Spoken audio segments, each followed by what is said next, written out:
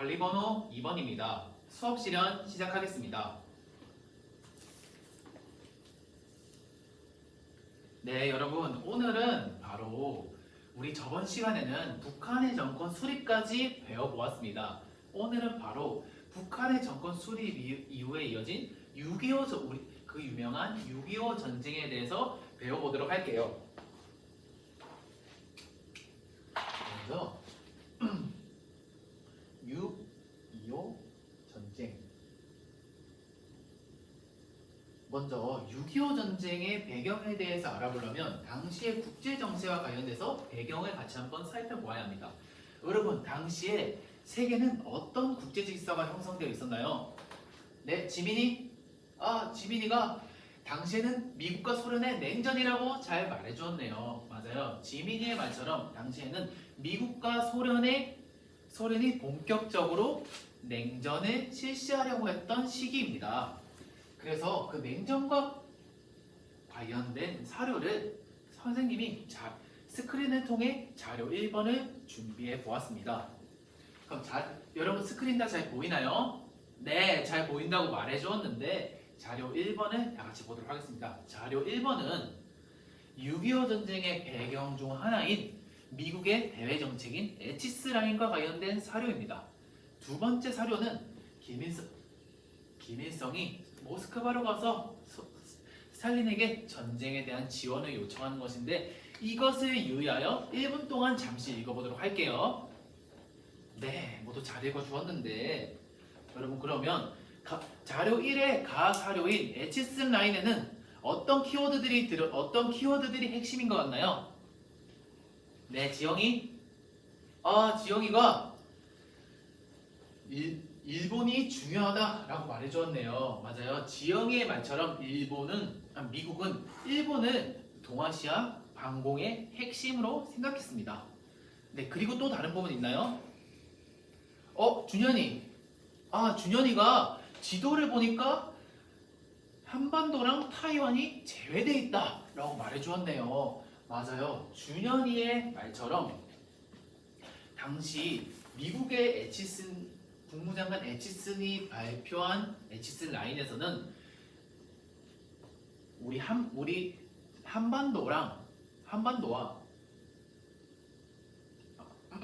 한반도와 타이완이 제외되어 있어서 당시 많은 논란이 되었습니다. 그러면 여러분, 당시 우리나라 대통령은 누구였죠? 네, 모두 크게 이승만 대통령이라고 말해주었는데 에치스 라인에 본 이승만 대통령은 어떤 생각이 들었을까요? 다현이? 다현이가 뭔가 기분이 안 좋았을 것 같다라고 말해주었네요. 맞아요. 다현이의 말처럼 이승만 대통령은 이걸 보고 몹시 불안해했습니다. 그래서 미국과의 협상을 통해 한미 상호 방위 원조 협정이라는 것을 체결하게 되었는데 그렇게 우리는 불안한 상황에 대해서 어떻게든 극복을 하려고 노력을 했습니다. 그리고 여러분, 두 번째 그러면 자료 1의 나의 사료에서는 어떤 게 핵심인 것 같나요? 네, 모두 크게 잘 말해주었는데 맞아요. 김일성이 우리 남쪽을 침범할 것이라 이야기를 하고 있고, 그리고 스탈린이 그것에 대해서 전적으로 지원을 해주겠다는 게 바로 나의 사료입니다. 이것을 통해 김일성은 우리 남한에 대한 침략을 확정받게 됩니다. 김일성의 침략 요청. 네, 이렇게 김일성의 침략 요청을 받고 본격적으로 이제 전쟁이 시작되는데 그 전개 과정에 대해서 알아보도록 하겠습니다.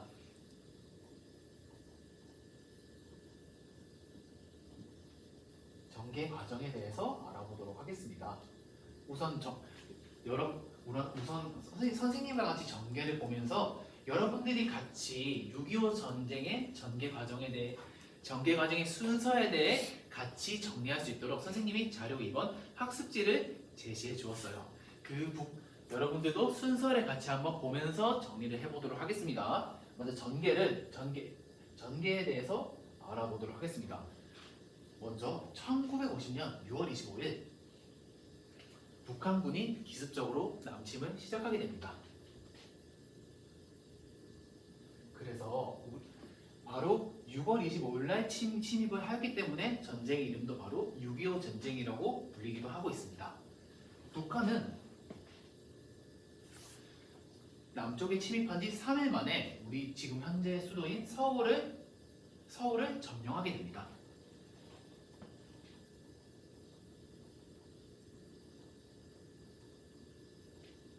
여러분 그러면 이렇게 우리가 빨리 수도인 서울을 함락당하게 된 이유는 무엇일까요? 네, 다민이? 다민이가 방심해서일 거라고 말해주었네요. 맞아요. 다민이의 말처럼 당시에 우리 국군은 휴가 중인 상태였습니다. 그것을 감안하고 북한이 기습 남침을 하여서 우리가 이렇게 금방 서울을 점령당하게 되었습니다. 네, 이렇게 우리 서울을 빼앗긴 서울을 빼앗긴 대한민국은 금방 부산 근처인 낙동강 방어선까지 밀려나게 됩니다. 이러한 위기 상황에서 전 세계에 도움이 펼쳐지는데 바로 UN 국제연합에서 북한의 침입을 불법으로 규정하고 대한민국을 도와주기 위해 몇십 개의 국가들이 유엔군을 파견해주게 됩니다. 그래서 이제 유엔군의 파견이 시작됩니다.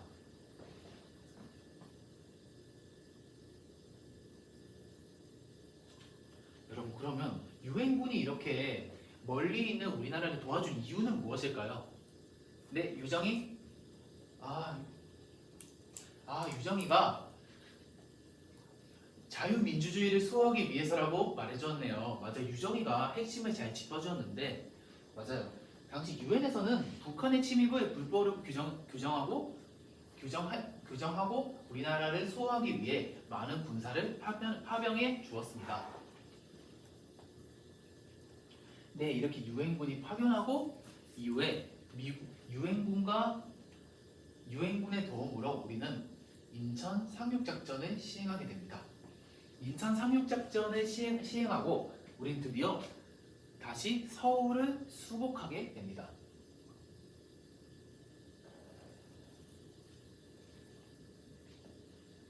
서울을 수복하고 우리는 북한의 수도인 평양을 향해서 진격을 하게 됐는데 근데 우리 유엔군과 우리나라 군대가 간과 무시한 부분이 있었는데 바로 이후에 참전하게 되는 중공군의 참전이었습니다. 중공군이 참전하면서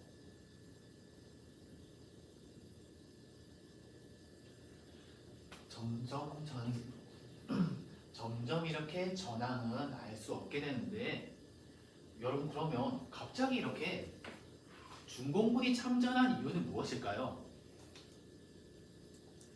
네, 준현이가 북한을 도와주기 위해서라고 말해주었네요. 맞아요. 그럼 북한을 왜 도와주려 했을까요? 준현이가 잘 말해주었는데 맞아요. 준현이가 북한을 완충지대로 삼고 싶었다고 말해주었는데 맞아요. 중국의 입장에서는 북한이 완전히 우리나라에게 통일이 되게 된다면 자신들은 미국과 국경을 자유진영과 국경을 맞댈 수밖에 없었습니다. 중국의 입장에선 그것이 무척 우려스러웠기 때문에 북한을 도와서 우리랑 전쟁을 시작하게 되었습니다. 네, 이렇게 중공군이 참전하고 점차 이제 평화협상이 시작돼서 결국에 1953년 7월 27일에 정전협상이 맺어지게 됩니다.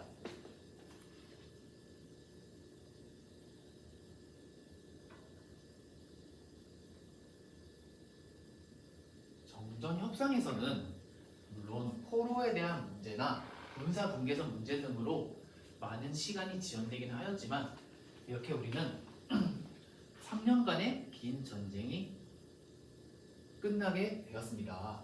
네, 이렇게 6.25 전쟁의 전개 과정에 대해서 알아보았는데 그러면 선생님이 이야기해 주었던 6.25 전쟁의 순서를 한번 발표해 줄 친구 있나요? 네, 지수? 지수가 잘 말해 주었어요. 근데 선생님이 말해 주었던 것과 조금 다른 부분이 있는 것 같은데 이거를 혹시 교정해 줄 친구 있을까요? 네, 설민이? 설민이가 인천 상륙작전은 유엔군의 참전과 서울 수복 사이에 들어가면 좋을 것 같다라고 말해주었네요. 맞아요. 설민이가 지수가 발표했던 6.25 전쟁의 순서를 잘 교정해 주었습니다. 네. 네, 이렇게 6.25 이제 다음으로 6.25 전쟁의 결과랑 영향에 대해서 알아보도록 하겠습니다.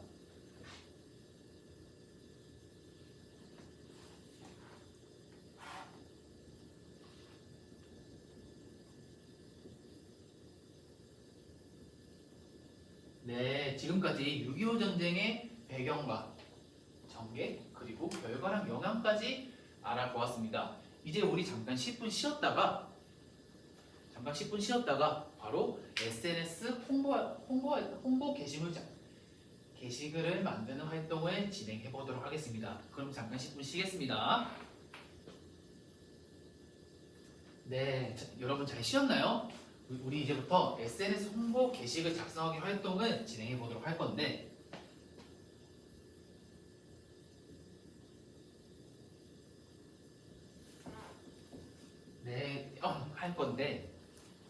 여러분 먼저 SNS 게시글 홍보를 보기 전에 오늘 학습 목표 세 번째 기억나나요? 네, 모두 잘 보이죠? 뭐라고 적혀 있나요? 맞아요. SNS 홍보 게시글을 통해서 전쟁과 평화와 인권에 대한 태도를 기를 수 있다. 맞아요. 여러분 오늘 선생님과 함께 전쟁의 참상에 대한 게시글 작성을 통해 평화와 인권에 대한 태도를 배양할 수 있습니다. 그러면 선생님이 활동 방법에 대해서 안내해 주도록 하겠습니다. 먼저 첫 번째는 여러분이 오늘 배웠던 6.25 전쟁과 관련된 참상에 대해서 하나를 선정해 주어야 합니다. 두 번째는 개인적으로 태블릿 PC를 통해 그 게시글을 만들어주면 되겠습니다. 세 번째는 학급 게시글에 내가 작성한 SNS 홍보 게시글을 올려주면 되겠습니다. 네 번째는 오늘 평가는 동료 평가를 통해 진행하게 될 건데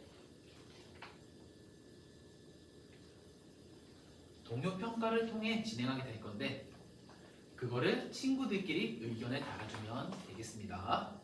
마지막으로는 그것에 대해서 발표하는 시간을 가져보도록 할 건데 그럼 선생님이 오늘 활동을 하면 동료 평가를 진행하면서 유의사항과 채점 기준에 대해서 평가 기준에 대해서 말해주도록 할게요. 먼저 유의사항 첫 번째는 네, 맞아요. 태블릿 PC를 사용할 때는 주어진 용도 외에는 사용하지 않는다. 맞아요. 태블릿 PC는 주어진 용도로만 사용하여야 합니다. 네, 두 번째는 시간을 준수하여야 한다. 활동 정해진 시간을 준수하여 개인별로 게시글을 작성해 주어야 합니다. 다음으로 평가 기준도 말해주도록 할게요. 평가 기준 첫 번째는 역사적 사실에 부합하여야 한다. 네, 두 번째는 평화와 인권을 존중하는 태도를 잘 드러내 주어야 한다. 세 번째는 SNS 홍보물이 창의적으로 구성되어야 한다. 네, 이렇게 SNS 홍보 게시글에 목적과 유의사항 그리고 평가 기준에 대해서 말해주었는데 그럼 여러분들에게 활동 시간 20분 주도록 할게요. 그럼 활동 시작 해보겠습니다. 네, 다현아. 전쟁의 참상과 관련된 어떤 사건을 선정할지 모르겠다고요? 그러면 조금 더 내가 봤을 때 조금 더 전쟁의 비참함을 잘 드러낼 수 있고 그리고 좀 더 나에게 역사적으로 와닿는 사건을 선정하면 좋을 것 같습니다. 그래. 네, 좋을 것 같습니다. 네.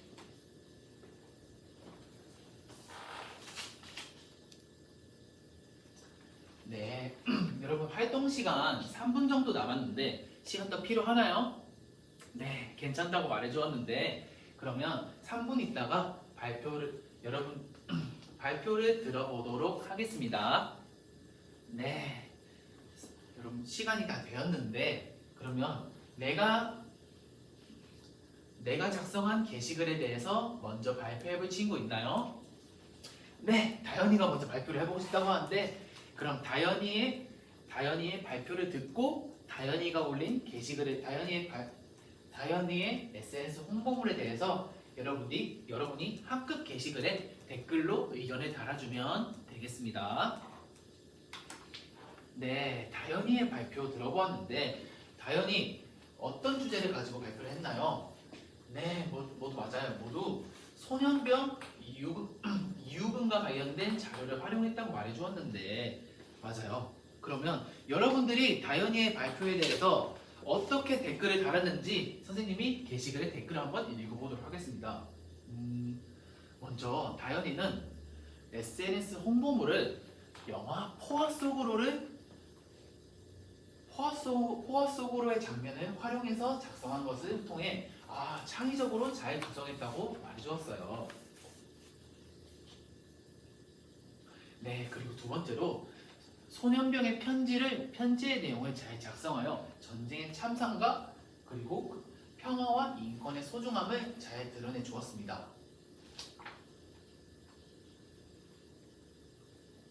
네, 그리고 소년병이 징집된 과정에 대해서 다현이는 자세히 작성해 주어서 역사적 사실을 잘 반영하고 그리고 선생님과 오늘 했던 자료 3에 자료 분석과 해석 역량이 참 뛰어난 발표였습니다.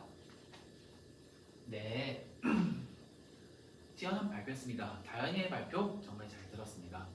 네, 이렇게 다현이의 발표까지 듣고 여러분들 모두 여러분들의 의견을 학급 게시글을 통해 확인해 보았습니다.